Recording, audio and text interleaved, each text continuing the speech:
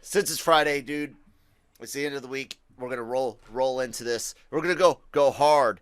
Not really. We got an interview today, so we can't be too crazy, right? I mean, it is the daily cup of genre, so craziness is expected. Yeah. Anyways, guys, welcome to the show. It's brought to you by Grow Generation, where the pros go to grow. Check them out, growgeneration.com. And yeah, the Daily Cup of Genre is your one-stop shop for everything. Sports, games, comics, movies, comic book movies, sports movies, Mm-hmm. film, television, everything, guys. We are your fellow asylum inmates, Manny and Kyle. And yeah, man, I'm excited a little bit about today because we get to talk business, and business is great. You'll love business. It's the American way. You don't know what I'm referencing, do you? Muppets Christmas Carol. Oh, I love Muppets. Okay. Yeah, of course You I know remember Muppets. when Sam the Eagle is the teacher for young Ebenezer in the past, and he's like, you're going to go on to business school. He says that line. You'll love business. Mm. It's the American. And Gaz is like, oh, do you mean it's the British way because they're supposed to be in Britain? And he's like, Right, oh, but they're it's the Muppets. British way. Mhm. I love it. Oh God, that best Christmas Carol version ever. And Michael Caine as Scrooge, perfection. Like, he plays it so well despite being surrounded by fucking felt puppets, It's crazy. Right. Anyways, business is, it drives everything in film. And news broke yesterday about Scarlett Johansson's suing Disney. As far as I can tell, it's Disney being named, not Marvel or anything like that, which, more details I'm sure will come out and things, but I don't see the name Marvel being thrown around as much, except for in connection to, of course, her project. She's suing because she's basically saying that she took points on profits instead of upfront money, and that releasing the film the way that they did means that she won't get as much money. Piracy, the pandemic, the double, day and date release. Disney fires back, and we've got this huge mess. And at the core of it is this, Manny, and correct me if I'm wrong.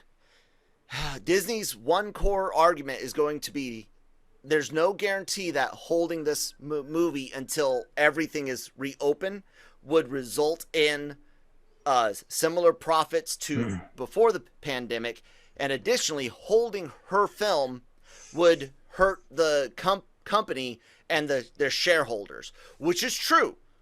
And I think it's going to end up being settled, man. But this is a sign of why Warner Brothers decided to pay out all that bonus money Yeah. last year. What do you think? So in their statement, they said Disney fully complied with Mrs. Johansson's contract, and furthermore, the release of Black Widow on Disney Plus with Premier Access has significantly enhanced her ability to earn additional compensation on top of the $20 million she has received to date. For them to be that Blunt and start throwing out numbers, I think they're pretty sure in what they have. They don't regularly do that. Hell, they don't even like releasing premiere numbers, period. We were surprised when we saw the ones from Black Widow. I'm more surprised that Scarlett Johansson has taken this approach, because I would think she would understand the situation, but at the same time, where's the communication between Disney and Johansson's people as far as what the profit sharing is going to be if it's a certain percentage off of Premier Access, because it's $30 per a rental or whatever you want to call it. Middleman theater taking a chunk of that goes right straight to Disney. So when they say that no, she still got money, it just had to come from a different source. And then also there's no, like we've seen, you and I have talked about the amount of people going to cinemas, and it correlates directly with uh the numbers are all pretty much equal. In other Hmm. words, like Yeah. the drops and everything. Yep. There's not like because it was on Disney Plus Mm-mm. that it dropped any faster than like Fast 9 did. Or what we looked at, like the three or four from this year, all in that 60 plus Right. percent. Hmm. I think, and two or three of them were 65, 67%, including Hmm. Widow. And then, yeah, you're right. We looked back at other groups of movies within a few years of each other, and all of them had similar uh, first to second week drops, but that drop percentage has been increasing over the last 2 decades that we looked at. Right. And then I just this movie was already late. Mm-hmm. Yeah, that's Very, another very factor. late. Yeah. So what are you gonna do? There's nothing really you can do. Do And you? Oh, what sorry. I wonder too is I want to know what kind of agreement they have with, for example, uh, Emma Stone and like with The Rock and with Emily Blunt, because those movies Yeah. were also released on Premier Access. If they have the same agreements, kind of where, hey, we weren't able to release this, these are your cuts, then I think Johansson would probably be in the wrong, Yeah. and maybe there's another reason why there's a sour taste that she has to feels like she has to do this. It just seems like maybe there's a little bit more than meets the eye. And that's what I'm wondering, because the we all thought it was really interesting for Disney to release those Disney plus numbers for Black Widow, and now I think we might have a clue as to why they released it. I think they were attempting to maybe preempt this, get some positive PR, say, look, the movie was doing good, so that way, if and when she dropped this lawsuit, and look, I'm not oftentimes not just celebrities, even people that are in politics, we'll just call them public personalities, often have a team that makes these types of decisions. You know, hey, we're gonna push against this, we're gonna push against that. You see it in music a lot, when people are talking about sampling covers and parodies. A big famous case being Coolio's Gangster Paradise with Weird Al's Amish Paradise. The lawyers, from what we can tell, the lawyers communicated to each other, and basically Al got the go ahead, but Coolio wasn't down with it, right? So Mm-hmm. legally this is made because the core parties aren't even getting full conversations between their teams and themselves. So I'm not saying that any of that is happening. I'm saying I can sympathize or empathize or whatever eyes you need me to say on both sides. Like, I see the business side of it, I see the legal side of it, I see what Disney is saying and doing.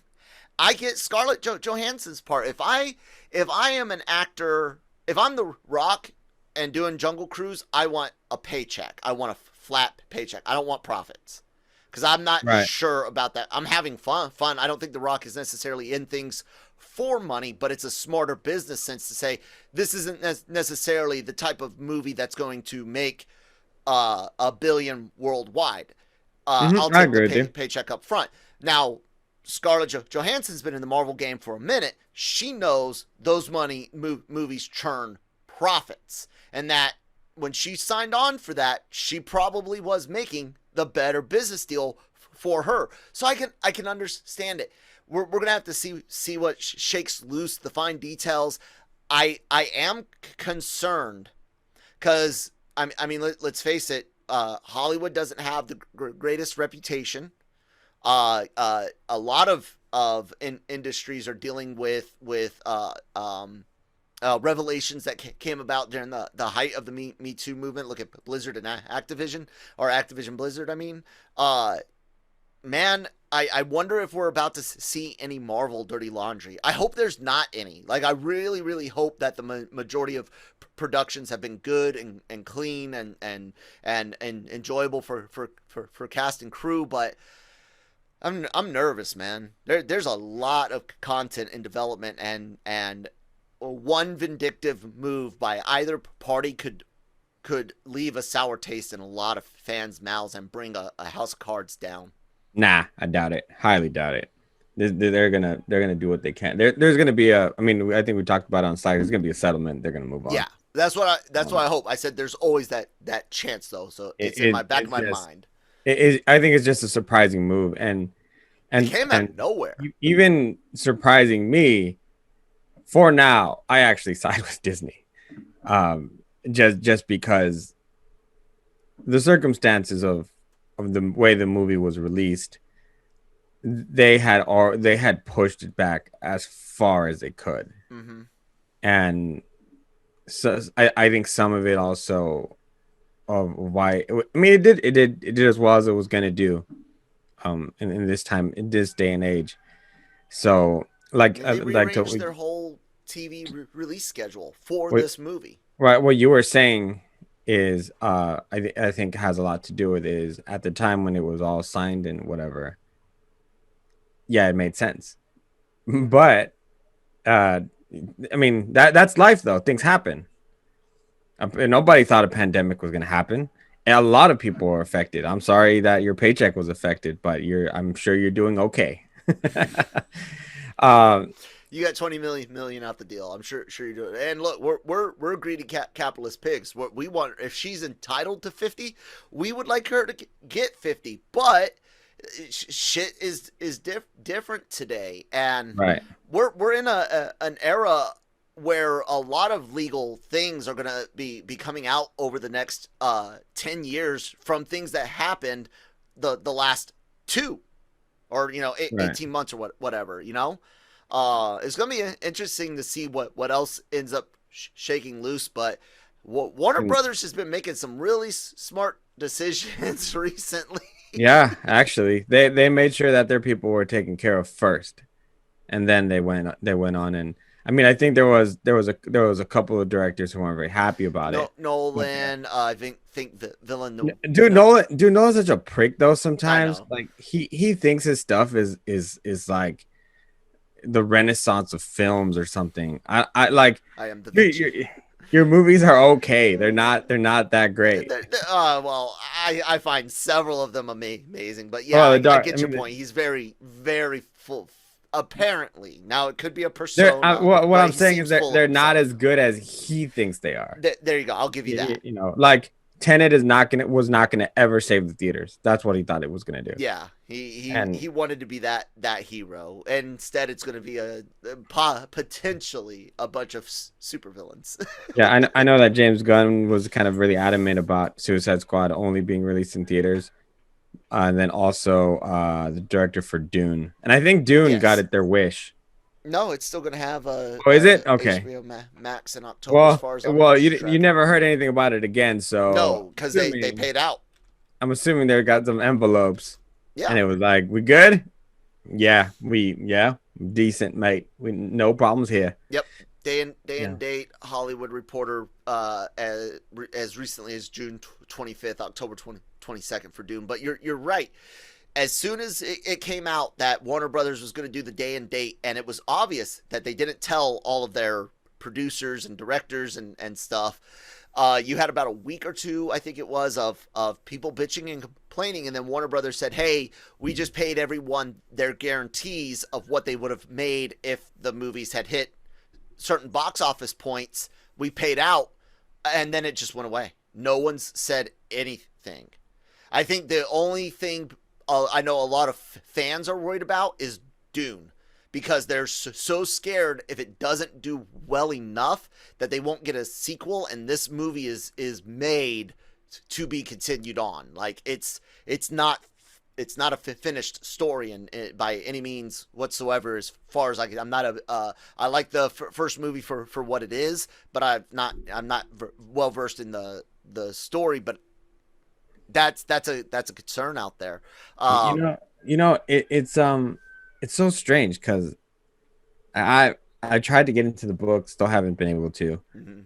I don't care so much for it, and I wonder Because how much of an it's a science it is a fantasy book set in space, dude, and it I is wonder how much hard. audience it really has for it to to have such a huge like film. Like I hope it's fantastic and Yeah, I love it and I want another one. But films like that sometimes have like a niche. yeah. Look at John Carter, Valerian, and then this, you know, these giant science fiction Mhm. epics with this fantasy twist to it that get these big budgets and these big name actors, directors, and they flop. They flop often. You know, Star Wars is often called science fantasy. You know, Lucas himself calls it something like that, very similar, I think, if not that actual phrase. And but it does rely very much on the action side of both versus the Tolkien approach to Lord of the Rings, which focuses on that traditional fantasy writer Mhm. world building, mythos building, legend building. You know, it's you're as invested in the legends and stories the current characters are telling you about as you are the current characters. That doesn't always translate for general audiences. That's why the Lord of the Rings films are changed from the books the way that they are, and Mhm. certain Yeah. things are expanded, and other things were completely you know, whole story threads, and same for The Hobbit, which also suffered from taking one book and turning it into three movies. But not everything works out that way, and not all of that will work out for general audiences. Um, yeah, man. You All know, right. Good. I was gonna say it'd be great to go ahead and transition over to our interview and then finish up with our great Friday Fright segment. I wanted to talk about the Child's Play show, the Chucky show. Oh, Yeah. I wanted to talk about another thing I What found do you really want to talk funny. about? I'm down. David What's Ayer. up? Oh, fuck yeah. Let's. You know what? I Let had let's take our break and we'll go and bring in our guest. And yeah, right after that, guys, and we're gonna be talking about some behind the scenes film making, some producing, talking about the in between, and what was the slasher flick? Crap. I said it was like Sleepaway Camp, the movie we talked about. Anyways, you guys will have to check it out. First, word from our sponsors over at Grow Generation. Grow Generation, where the pros go to grow. For all of your cultivation needs, Grow Generation has the right products, service and staff to make your grow successful. Go to www.growgeneration.com, where the pros go to grow. All right, and thanks guys for sponsoring the show. Please check out this awesome interview with Blayne Weaver. Almost said Brian. And yeah, great interview. Horror movie. There's also a new movie that came out, the In Between. This really unique film that was done on a road trip. It's really cool. yeah. Check it out. Really awesome interview. Really cool behind the scenes look at getting indie films made. Yeah. Thanks, Blayne. The voice has alerted everyone that we are recording. So, welcome to the LRM Online Genreverse podcasts, the Daily COG, Daily Cup of Genre.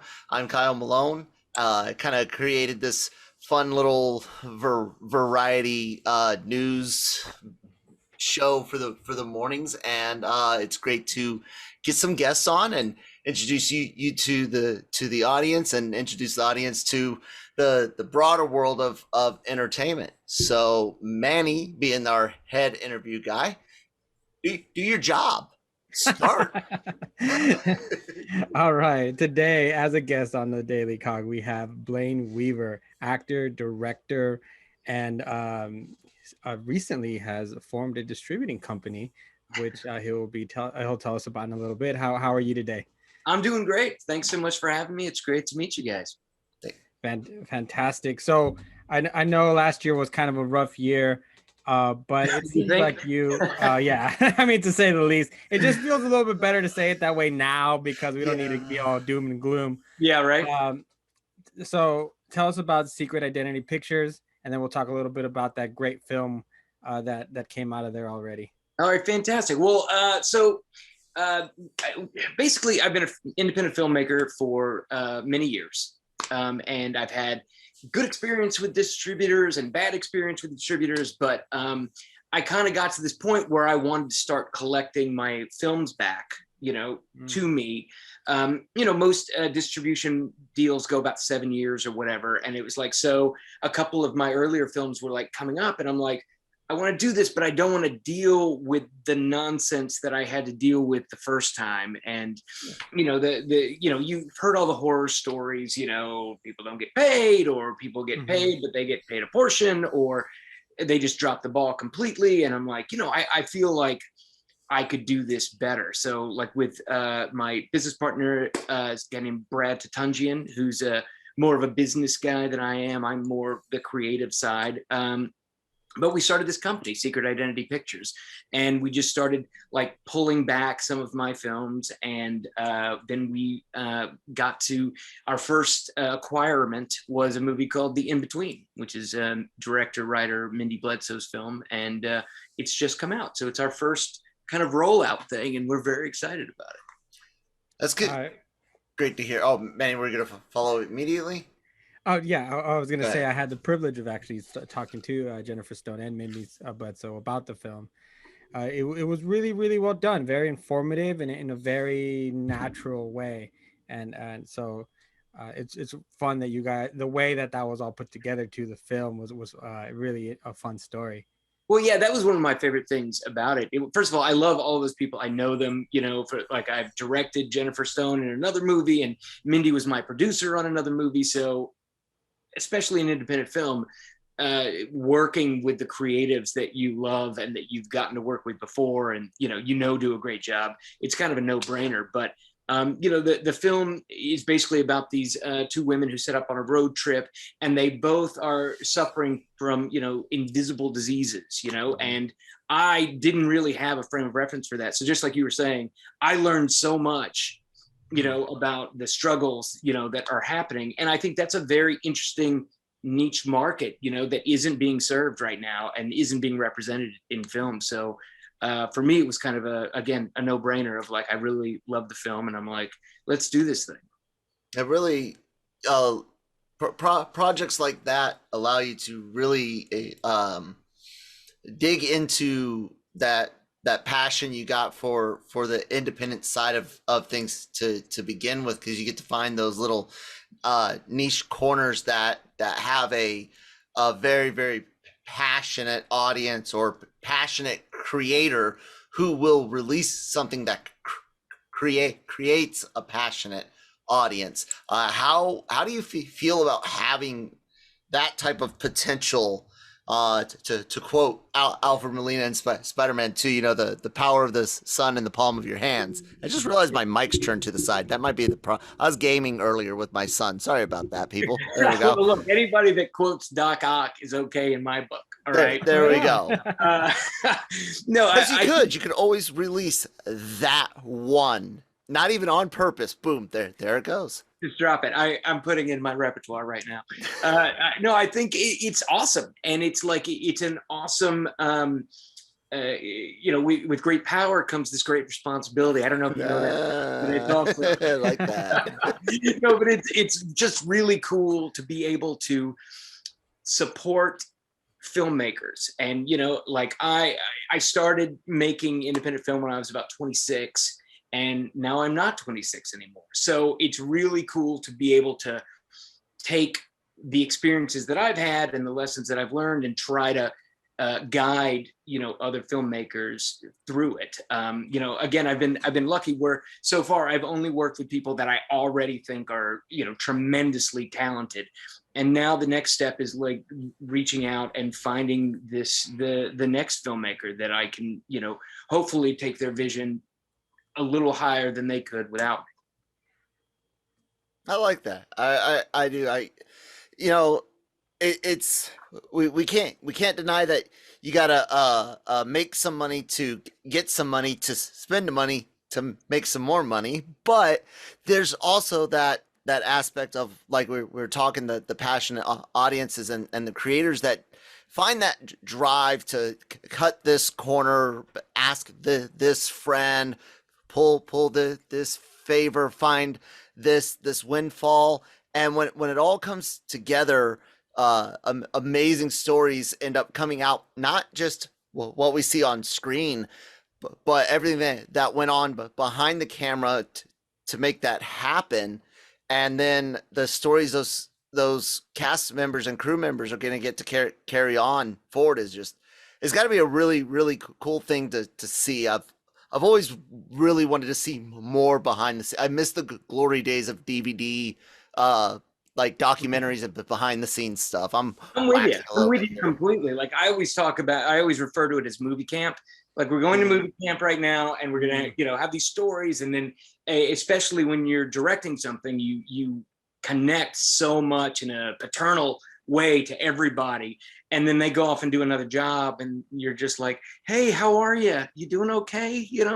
Are you enjoying college, or whatever the but you feel like such a nerd after it's all over, because they move on. But as the director and as the distributor, actually, you keep pushing this thing all the time. Like something that I talked about a lot in the past is, like, when you're a filmmaker, you don't just make a touchdown and spike the football and walk away. You carry the football with you for the rest of your life, like literally for the rest of your life. The movie I made in 2006 is, I'm still, taking care of it and making sure that I'm backing up drives and that it exists. And because it was all of these people's work, not just mine, it was a group effort.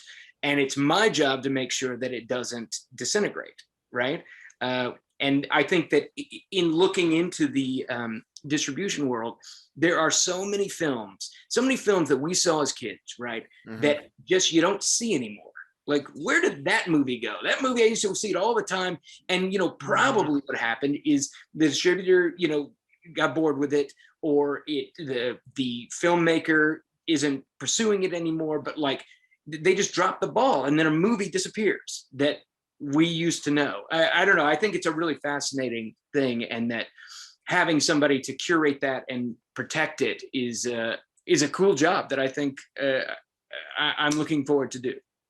That's awesome. Awesome to hear. Manny? Yeah, and I think you have probably the greatest perspective, because you've done it all, from acting to writing to directing.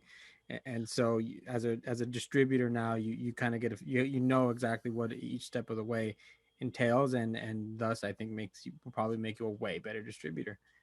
Well, thank you. That's the hope, is that we'll avoid all of the, bad experiences that I had, when my mind melted, like my first movie came out and it was out of sync, like if you can imagine, just a couple frames, but enough to, like, it's imperfect. It's this thing that we worked so hard on, and it's imperfect. It's flawed forever. As long as that, DVD exists, it's messed up. So, and there's a million stories. And, most of it is not like that big a deal. It's just small little issues that I think the filmmaker perspective would see this is a bigger deal than you think it is. Okay. Let's get in front of it. Do you know what I mean? Yeah. That's a great example. So here on the Daily COG on Fridays, which is when this segment's going to be released, we do Friday Frights, as we call them. And so I could not help, but I don't know if Kyle got a chance to watch it, but to talk about GetAWay, which you directed and wrote. I got to tell you, you get slasher films. that was so good. And you got like the teenagers right, and their little melodramatic moments, and who's sleeping with who and whatnot. And then you just got this guy taking them out one by one, in this awesome kind of scarecrow mask. And I was like, this film is dope. I enjoyed it so much. It was everything I thought a slasher film should be. You talk a little bit about that film. Sure, that makes me feel really good. But it's streaming on Amazon Prime right now, if you're interested in that kind of thing. But no, it was the hardest shoot I've ever had in my entire life. I've had my share of night shoots, never like this. And, you know, it was very, very indie. It was like, you know, basically I was signed up to do this thriller kind of thing, and had the script and everything was beautiful. And then that fell through. And so I was about to leave the location, and then we were like, well, you know, this was the first movie that Secret Identity Pictures threw money into to make. I was like, we could make something while we're here. Let's, you know, so it was very creative and crazy. And Chad McLarnon, who was my DP, but also came on as a producer because of his deep well of horror knowledge. Like he thinks that I'm just some kid that wandered off the street. He's like, Halloween, look at this film that nobody's ever heard of. You know, he would, so we would, every night I would write, and then every night we would talk about what we can achieve at this level. And so that movie coming out well is one of the things I'm most proud of in this world, because it was such a difficult shoot. You know, sometimes you're making a movie and things just pop and you're like, look, you know, I got, you know, Mark Harmon over here and John Cryer over here and Jane Lynch. What could go wrong? All I have to do is aim a camera at them and let them be. And then sometimes you're like, I have no idea what I'm doing. What time is it? Where's the sound? Is the sound working today? That kind of thing. And that was that movie. But like, at the end of the day, we got to make something that's really fun and I think scary, but like just thrill a minute on the edge of your seats, slasher movie. Yeah. Things like that. And I might even be reaching into a super deep cut here, but that type of indie feel, that type of passion for what we call the source material, even though slasher films don't really have like a, so you think about the big three when you think about the source material, but Sleepaway Camp comes to mind. Yeah. You know, one of my absolute favorite horror movies of all time, and my top slasher film is but Behind the Mask, Rise of Leslie Vernon, which is another independent take on that genre that we love, that feeds so many subgenres of horror and into slashers. Also very meta, which is how Getaway is. Meta, we try to go into the movie making process in Getaway. And like that movie is so creative and so good. I think it's a great one to drop. And it's an amazing way to I like it, and it's great how you bring up the meta aspect of it, because it kind of like I said, it allows us to get a look at some of the stuff from behind the scenes in a different context. One of the things, and I want to, Manny and I have talked about it with each other. I wonder, since you got the behind the scenes take on it, we've always thought humor and horror seem to go along really well, and you notice guys like Jordan Peele and the gentleman doing the Halloween movies right now. Really funny guy, and I'm missing his name. Danny McBride is doing thank you. Danny McBride. Do you find a lot of really funny people that are just knee deep in horror and love their bloody messes? I think it's like this. I think you can't, the horror movies that I like are super fun. There are the ones that are very dark and, I mean, look, The Strangers broke something inside me. Like years ago that I still, think about scenes from that. But, you had, what's his name? Who was from Always Sunny in that movie, who kind of added a little levity. But like the fun aspect that I like to make movies, not necessarily about that are quote unquote comedies, but are dramas about funny people, right? Like everyone in the movie has a sense of humor and maybe responds to high stress situations with humor. And I feel like horror is a perfect situation for that, where like this crazy stuff is happening and you have smart, witty people arguing with each other about how to survive the night. There's opportunity for some funny stuff. And yeah, I think Getaway does that well. I did a thriller, more like a film noir kind of thing called Cut to the Chase, which, you know, I laugh at like from the beginning to end. But that's me. But yeah, I love that. And I agree completely. You really can't have one without the other, especially the slasher flicks. Mm-hmm. Slasher flicks have to have some kind of sense of humor about them, or you know, it's just dire.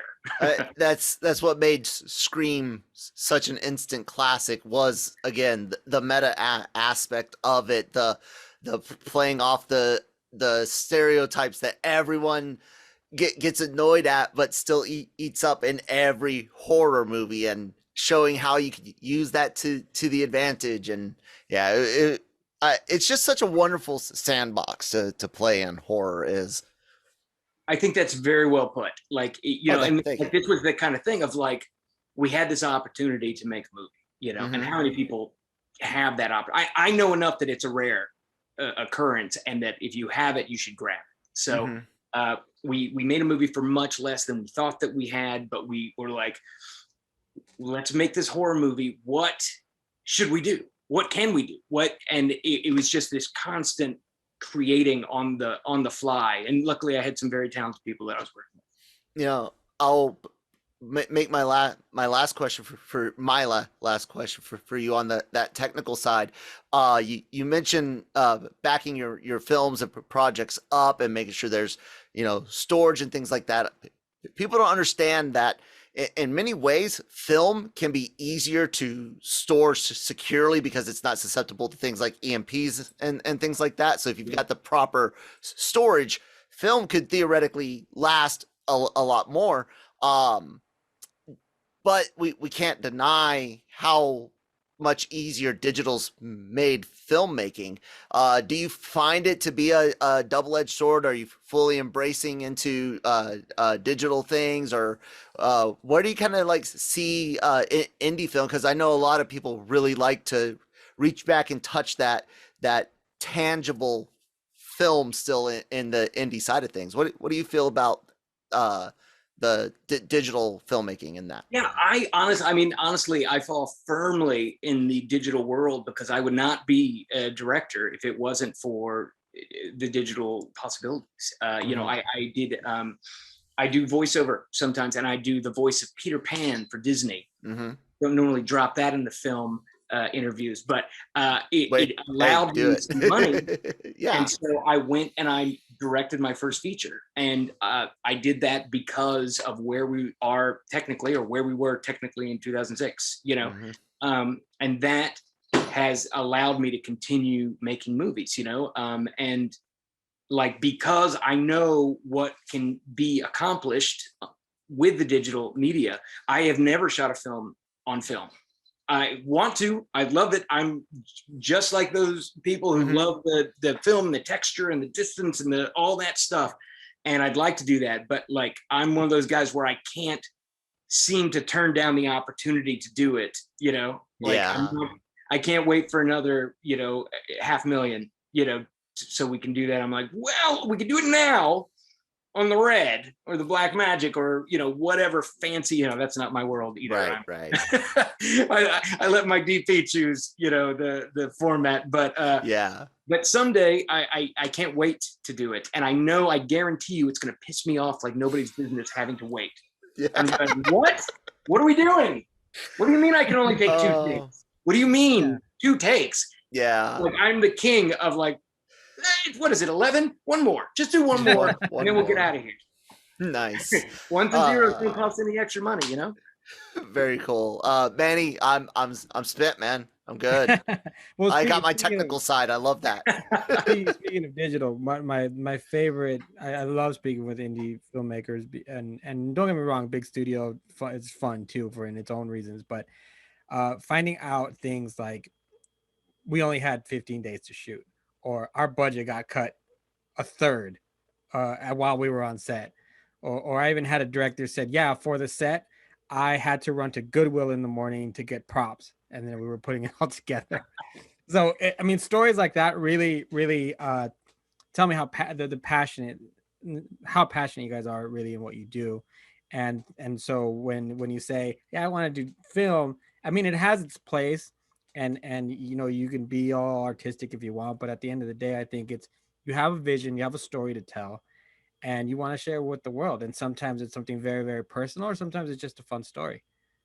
Yeah, no, well, to your point about, you know, the stories, the In-Between is one of the sexiest indie film stories like I know. It's like basically, you know, Mindy Bledsoe, who's the director, lead actress, right? She edited a movie called Santa Girl that I directed, starring Jennifer Stone. So when I came to LA to edit the film with Mindy, they met, you know, and then like in just a mutual admiration society kind of thing, they're like, we should write something together. We should do something.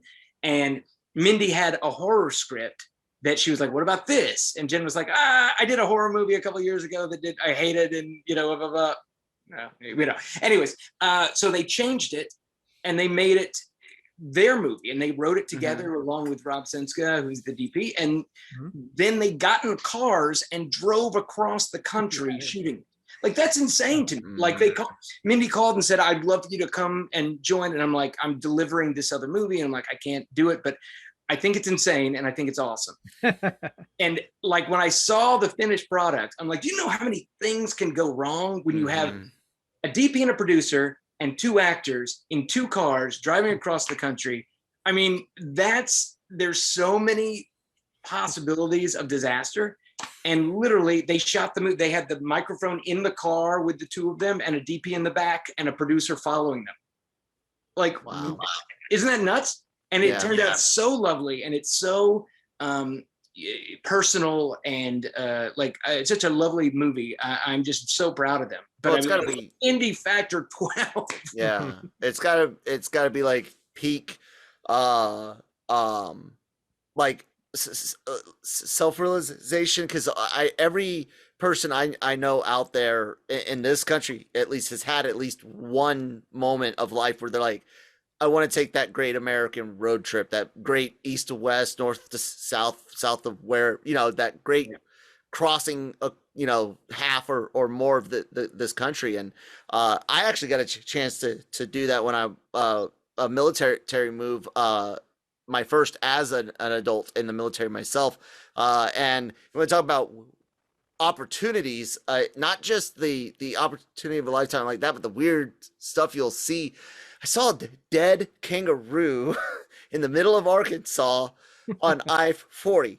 No joke. Where that belongs. No joke. I'm like, what? And we weren't anywhere near like Little Rock, where I'm guessing might be the nearest zoo. So yeah, that it's such a great setting to take to make something. Well, and think about finishing a 10-hour drive and then shooting a scene. Exactly. Yeah. I'm like, no way, man. That sounds awful. I want to, you know, drink a lot and, you know, go to whatever they're most famous for in that town. That's what I want to do. I don't want to, you know, deal with my lines at that point. Yeah. Yeah. And then I think the other very, very difficult thing about it is that, and something we talked about it when we talked, you get one shot to shoot it, because when you go to that editing room in the end, it's not like you can do a reshoot somewhere, because you know you were really on location, and you had one shot to get it all right. There's no, we're gonna go retake the shot. What you got is what you got. So it's very impressive. Yeah, it's they did a Herculean job, and the movie is so great, and it's out now, and it's available in iTunes and Amazon and all the places where you go, and DVD and Blu-rays. You can get it, the secretidentitypictures.com or the Inbetween.com, either one of those. But yeah, it's out there, and I can't wait for more people to see it. Outstanding. I'll go ahead and also plug my interview with them, which is available on here, this YouTube channel for LRM Online. Yeah, and absolutely, please do go check it out, support indie filmmakers, and definitely dig into those deep cut libraries out there, because there's some real gems out there. Yeah, thank you so much, Blayne. I really, really appreciate you being on here, man. Thank you. Guys, great meeting you, and we'll be talking again in the future, I hope. Absolutely. You've got Manny's number or contact. We say number so colloquially, and people that are in that millennial Gen X and beyond. We still think in that old tech way. So yeah, well, we love to promote anything and everything we can. Well, Absolutely. I'll Snapchat you, right? All right, there we go. All right, thank you guys so I won't be much. doing it. Pleasure, guys. Yeah, please do check out Blayne's work. And I'm sorry, I do have a former brain injury, and I'm drawing another blank on the title of the movie we just said. The In-Between. The In-Between. Thank you. I had the upside down. I'm like, no, that's Stranger Things. Damn it, don't say that. Thank you guys so much. Have a good one. Great. Thanks, guys. Take care. All right, that was an outstanding interview. Thank you again so much, Blayne, for joining us. I hope you guys check that out. Check out the movies. Give them a watch. Really, really interesting stuff. I love getting into technical things like that. And you mentioned David Ayer before the break and before the interview. You want to talk about technical things? Oh my God, dude! That letter that he released, I figured there's plenty of experience there and things like Training Day, but I didn't expect there to be that much and that much personal. Like, holy shit. So for those of you that might not know, David Ayer directed the first Suicide Squad movie. Not the version we saw, but he does have a cut of the film that he says is his, and he says it's more complete than Snyder's Justice League ever was, which fucking Manny and I telling everyone that never existed. People, they did a lot of work for that. He had a film critic say that he should give up his cut. I don't want to say crusade, but push to see his cut released, and because of how good James Gunn's is, and dude just unloaded on them. And I'm trying to bring up the tweet now. I have it up already. Can you do a screen share? Um, I'll bring it up. You start reading. Start talking. Yeah, so I mean, I'm not gonna read the whole thing, but Yeah. in essence, some of the things he said were really things he had never actually said in public, as far as how much it hurt him and how much it meant to him and how much was actually changed. He said, "I put my life into Suicide Squad. I made something amazing. My cut is intricate and an emotional journey with some bad people who are shit." No, Riza. Shh. On and discarded. The studio cut is not my movie. Read that again. And my cut is not the 10-week director's cut. It's a fully mature edit by Lee Smith, standing on the incredibly work by John Gilroy. It's all Stephen Price's brilliant score, with not a single radio song in the whole thing. It has traditional character arcs, amazing performances, and a solid third act resolution. A handful of people have seen it. If somebody says they have seen it, they haven't. Part of it also said, so yeah, should I be clear by now that I don't have any quit in me? Mm-hmm. Never have. And why should I? Jesus Christ, Variety, edit your damn articles. There are so many bad... so many edits here. Every day, breathing is a gift. I thought my story was going to end and in a grave or a cell long ago. So these I'm living are so I can't read it off of here, man. It's all right. Yeah, there's a lot of typos in there. You can tell it's emotional. Dude's not even caring about trying to make this look or sound any other way than just getting his thoughts on paper. I think the biggest line was coming up is after so these I'm living our bonus rounds. I am so honored and blessed to have the career I do. Quit after my kids watch me come home every day after the studio takeover of the edit with my heart torn out. Who would I be to them if I quit? That right there says everything. But he is still quite the gentleman, because he does finish off by saying, I support WB, and I'm thrilled with the franchise. It's getting the legs that it needs. I'm rooting for everyone, the cast, the crew. Yep. Every movie is a miracle, and James' brilliant work will be the miracles of miracles. I appreciate your patience. I will no longer speak publicly on this matter. Mic drop. Nothing else to say. Yeah, so who the hell was making decisions at WB back then, man? Because it wasn't Hamada? Was that his name? yeah, I don't think it was him at that point. I think it was right after, right, that he came in. Maybe. But I mean, they brought what's his name in right around the time that this came out. I don't know if maybe he might have shadow worked on it or not. I don't know. But look, but I mean, a perfect example is, but like, is it like everyone could debate, till the cows come home about what they think of Zack Snyder's cut of Justice League. But it was definitely a better movie. Just leagues a better movie than the theatrical cut. So it does make you wonder. What day, because it to me it did baffle my mind, and I think I talked to my girlfriend after we watched the first Suicide Squad. Is David Ayer should have nailed this. Like that movie should have been very, very good, with the resume that he had going into it, and it just shocked me, the movie that we got. And seeing this letter, and I mean, I also had an idea of that, something like that happening, but that's I don't think that's not the movie he made. That's not the movie he's trying to make at all. John's name is on this as EP. You got Horowitz as co-producer with Alex Ott. Of course, the Snyders on EP, because it was during that time, and then John's as EP on the first Suicide Squad movie. And I've always considered Jeff Johns to be such a integral part of DC lore, especially in comics.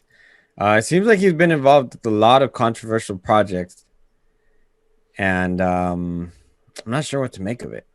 Yeah, you start wondering, like, was he brought in as a figurehead to be like, hey, we brought the comic book guy over for you guys, and was he throwing ideas at them and having them swatted away or not, or are these his ideas? Know what I'm saying? I don't know, dude. Because he was also involved in Green Lantern, and we know what a mess that was. Yeah. So, Feige was involved in some really bad Fox movies. So this is true. It's hard to tell what is whose fault because of how many hands, how many good idea fairies exist, and also production. Just how much transition of power there had been at Warner Brothers. We had heard multiple switches during that time, and it just sucks because he's in a position where Snyder got his cut, and at least he got validation for that. And they spent money on it, a lot of money on it. And then here comes Gunn and makes another Suicide Squad movie. And I mean, it's like 99% on Rotten Tomatoes. Everyone's excited. People who have seen it have called it a masterpiece. I have too. I love it. It's going to be one of the best comic movies ever released. And he kind of has to sit in the shadows and take the criticism for a film that he did not make. And I mean, and it makes me think also, it's like maybe the Joker wasn't so bad, but we don't know that because of the way it was cut. Maybe I'll say the aesthetics still would piss me off no matter how great the performance. I thought he was a little too over the top. Like there's a better, anyway, that's not the point. Yeah, it's set at 97, right? The new one. Oh, is that 97 now? 97 now. Little White Lies. Not a single gag lands, and most of them offend. This might actually be worse than the first one. I don't know who Lillian Crawford is, but she obviously does not understand the Suicide Squad. Yeah, and look, that's why I love that. I love it when someone puts in their context. You can obviously tell from this why they gave it a low score. However, I will say this: and I'm not bringing up their full review. I don't know how long or have time, but I don't like it if this is the only reason you're going to give it a bad score. Did you look at any technical things? Maybe. I'm not saying she's bad, but maybe. But yeah, dude, this is getting rave reviews. It's crazy. Yeah. Guardians of Galaxy style goofy. I'm just looking for negative ones to see what negative things are being said, not to say that it's got negative. Guardians style goofiness mixed with lingering shots of maimed. Oh, we read that one. Yeah, yesterday. we saw that one already. Yeah. Yeah. So there's 2. So is that it? Just 2 out of 78? Yeah. 2 out of 78, I think it was. Total that aren't exactly 76. 2 out of 76. Damn. Damn. Hey, Oh my God. Good for them. Their site's called Little White Lies, and then they're under their subtext is truth in movies. Okay. Sorry. I'm not gonna say it, but I'm guessing the machismo in this film is probably an issue for a lot of people at a site like that. So I don't know. Yeah, just by the opening statement in their review, I could tell exactly. That it's very skewed. Yeah, and that's fine as long as you give context that's why your point is skewed. No, it says the Suicide Squad in all but name a sequel to David Ayer's. It's not a sequel. That's number one. It just is. It just okay. is. DC, and then DC is desperate to wipe the slate clean. We know this because of the title is precedented by the definite article, a promise to get things right the second time around. So, I mean, they went into this movie already rolling their eyes. Yeah. So, yeah. It is what it is. I mean, look, here's a prime example, and I'm gonna try to keep it short.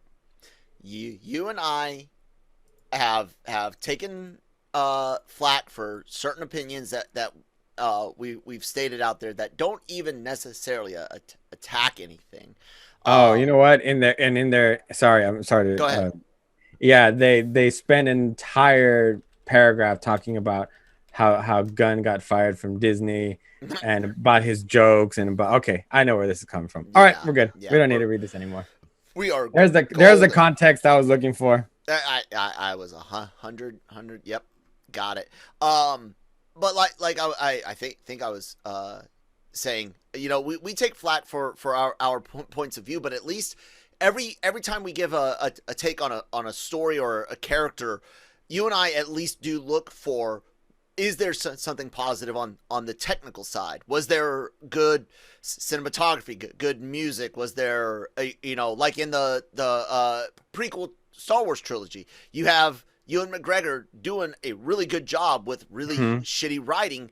People can say that all day long, but man, we're getting to this point now to where you can't even say the prequel trilogy writing sucked, but Obi-Wan did a good job with what he had. No, you have to like Obi-Wan's thing, and if you don't, it's bad. And if we deem that you're not supposed to like something and you do, because there's that other side of the coin on the Ghostbuster side of things where it's like, how dare you guys be happy about this and not like 2016? Like, holy shit, man. Like my thing is, a movie can be technically not very well done, but you can still have a good time. A lot of good time. That's the other side of that coin. Fast 9 is a perfect example of that. That is a clusterfuck of a movie. Yeah. But it's still fun. for the wrong reasons, but it's fun. I'm not saying that I'm going to watch it again or that I necessarily highly recommended. But you're not but horribly upset that you saw it. but I wasn't sitting there like about to get up out of my seat because this was so bad. It was fun in a different way. I think I had a lot of fun with Mortal Kombat. Mm-hmm. I it's Same just here. fun when you see certain kills and things like that. Was there some aspects of it I didn't like? Yeah, but for the most part, I had fun and I enjoyed it. It's I don't know if people know this, but movies are for a good time. Yeah. They're for entertainment, usually escapism, as we talk about, and then sometimes you gotta, it's our job to say, was this good? No. Black Widow was fun at times, but I thought there was a lot of issues with it. That's just the way it is. And Suicide Squad, I feel like it's a complete movie. Whatever, but we can go up and down. Like I think a perfect example is I didn't like, my only issue with Masters of the Universe was the fact that I personally wanted to see He-Man because Right. I haven't seen anything from the original stuff, and I thought this was going to be kind of like a gateway to getting to know the character, and instead I got something a little different. And while the show was enjoyable, I didn't like that. It was an enjoyment factor, and then people were like, he was like, oh, well, it's called Masters of the Universe. Like, no, I said it was fine. Like the show's fine. Like I'm gonna keep watching it, but I'm just telling you that I personally wanted more He-Man. Yeah. So I can get that. But yeah, man, of Discovery. Let's Ayer do something with this film, man. If it's as done as he says it is, why not? You guys. I mean, he he says he has a score for it done and Yeah. everything, and I'm 100% interested in seeing his film without the overplayed now. I mean, because it is, and James Gunn's the one who started it. Let's not. Well, he didn't start it, but he made it real popular with Guardians of the Galaxy to add all the 80s music, and that's all it is. It's all a good time. 60s, Now, 70s, 80s. and now everybody does it. So No, well, yeah, Warner Brothers literally said I remember, I've said this before. Correct me if I'm wrong, but back when the movie was first announced, didn't DC like play around with the idea that it wasn't part of the DCEU, and then they shoved the Batman cameo into it later? Like, weren't they talking like it was going to be outside at first, and then it slowly changed over time? I got that memory in my head, but I don't remember I've been that. hit in the head, so it might be a fake memory. But regardless, it's obvious how much studio execs got involved from everyone that's talked about it and said, make it Guardians. That's basically what they did. Yeah. So, and then it was a rated R film. It doesn't work that way. If you're gonna go full R, go full R. Mm-hmm. Don't start tiptoeing over on the line and just make something for the sake of making something. Yeah, I don't know. I'm very curious to know what his third act is too. Yeah. Because I thought the one that they put in was kind of stupid. To say I just hate the fucking gyrating. What the hell? Like, no, normally, aesthetically pleasing things to the eye are cool, but that was just weird in the movie. Yeah, I wonder if his film takes the focus a little bit more away from Harley, instead of her being the focal point. And there's a lot of questions, and I think they'd be resolved with, let us see the damn film. Yeah. That's it. And I mean, I don't want to sound like one of these guys with the tinfoil hats, but I think I think it'd be fair, especially if you let Snyder do his, and kind of now with this response and everything, just it's gonna cost you less than Snyder's did. What do you think of the chances of him having a digital copy? Because like we brought up in the interview about digital, filmmaking and digital backups for projects and stuff, man. Do you see a chance someday where some, not necessarily Ayer or Suicide Squad, but do you see a chance where someone could straight up drop something a studio doesn't want them to release, like stealth drop it to some Dropbox or WikiLeaks fucking cloud storage thing. No, hell no. I wonder if Absolutely anyone not. would ever do something like I've that in the future. never heard of anyone doing anything like that. So No, you wouldn't. This would be a first time. Nah. That's what I'm saying. Because the only reason I bring it up is looking at the blindsidedness of the Scarlett Johansson lawsuit, because of how quickly it came out of nowhere and how, again, emotional it feels. Right? It feels like emotions are very high surrounding that story, and I look at us as a society and as a species, and I see how reactionary we are these days. Look how quick we are to fire something off on social media. Look how quick we are to say things that we regret simply because we're not face to face with somebody. And look how many tweets and posts have to be deleted. How many apology videos have to go out. I just, people don't necessarily handle things the same way. And again, I'm not saying Ayer. I'm not saying this movie. I'm saying in the future, some 20-year-old kid today makes their movie at 28, and something happens and their cut's not what gets released. I don't see it being that hard to do, and dude, there's a lot of vindictiveness out there, and my bigger point to this is, studios, take care of your people. That's what I'm getting at, because I can see that potentially imagine if that did happen. Imagine if you have a similar situation. Let's say a reboot of Iron Man or some shit like that, right? And there's two cuts. There's an Iron Man reboot that gets released that everyone hates, and an Iron Man reboot that the cast and crew swears is good, right? Imagine if somebody just stealth drops that good one, right? Imagine what it would do to Marvel and Disney. Yeah, I don't see that happening. I think that's way over the line. Dude, that would be.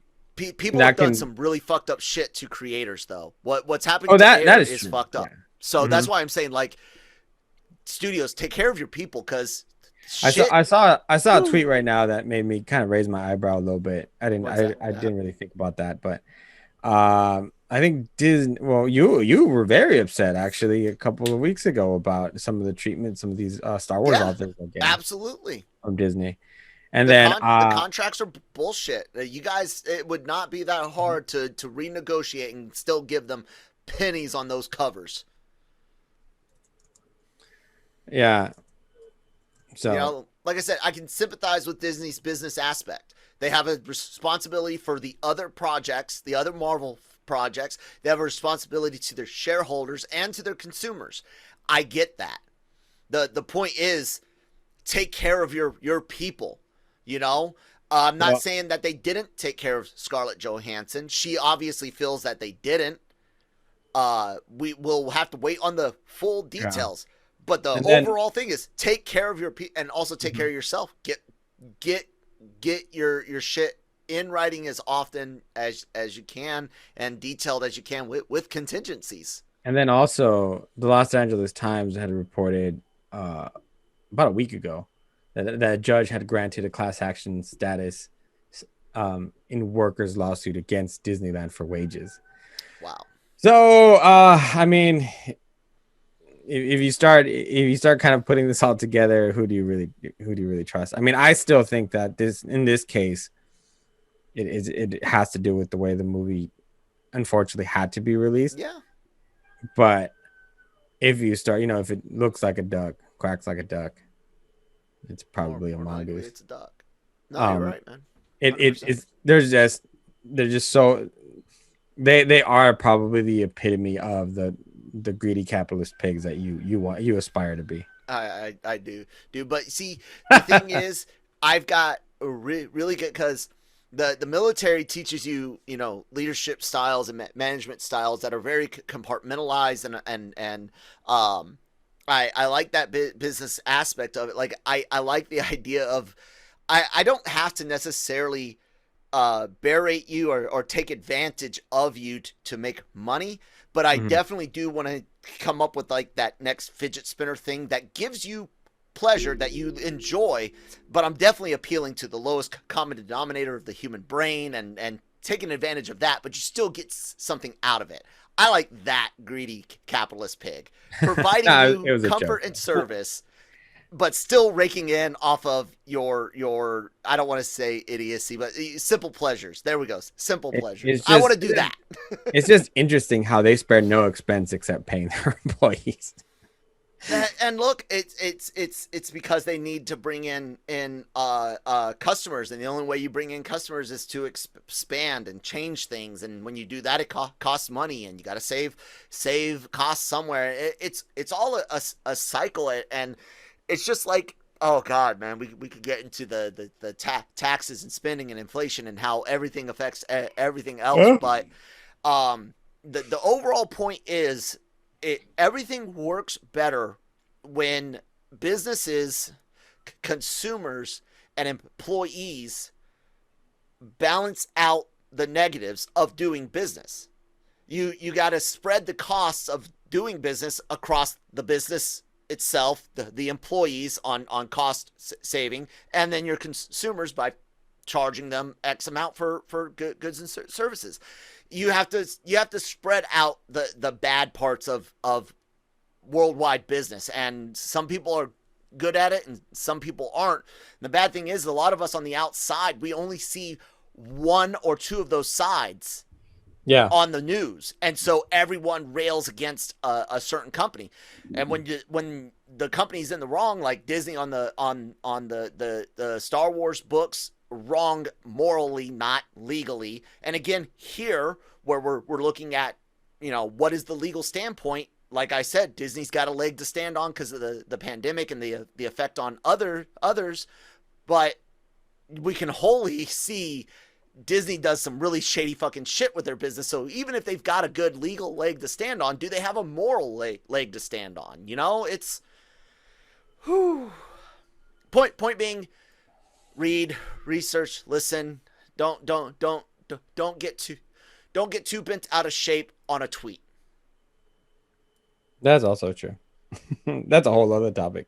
don't get too bent out of shape on a tweet. Yeah, that's a whole nother topic. And so will Chucky, because I do want to talk about it next week. But because of the interview, the great interview, which you guys definitely, if you skipped ahead, go back and check it out. It was awesome, fun, a lot of fun talking to Blayne. You guys, please check out our YouTube channel. If you're not watching us on there now, Manny and I do this show on video there all week long. And there's a lot of really amazing interviews that go up almost every single day. We recently had Matt Damon and on Stillwater, on his film Stillwater. We've had Martin Sheen recently. Things from Lego Masters, Master Chef, right? Master Chef. Yeah, we've had a whole bunch of things going on. Bad Batch. We had Taskmaster on. Okay, come on now. So check that out. Please hit subscribe. Help us break the 4,500 mark by the time you guys are listening to this, if we haven't already, and then help us break that 5,000 mark, like in the next 2 months or something like that. I don't know. Hit subscribe. Help us out. Share us with some friends and family. Follow. Bleh. Follow us on your favorite podcast app, wherever you get them. It's free. Why not? And of course, check out LRM online every day for all of your entertainment news, needs, and opinions. Manny, you got anything to say before we leave? Hi. No, yeah, great interviews. Make sure you head out to the theaters today. We have interviews for Stillwater that are up on the site, including with Matt Damon. And a lot more. So be sure to do that. And I like Damon. I do the Team Fortress or Team America thing just as a meme. I like a lot of Matt Damon. I even liked Downsizing. I found that to be just a really trippy fucking movie. And one of those like Lost in Translation types where it's very anti-climatic, right? Mm-hmm. It was just weird and cool, but yeah. All right, guys. Social media information down below, hyperlinked at that comment below on Twitter, at LRM_Emmanuel on Twitter. Thank you guys so much for listening this week and today, and we will talk to you on Monday. Bye.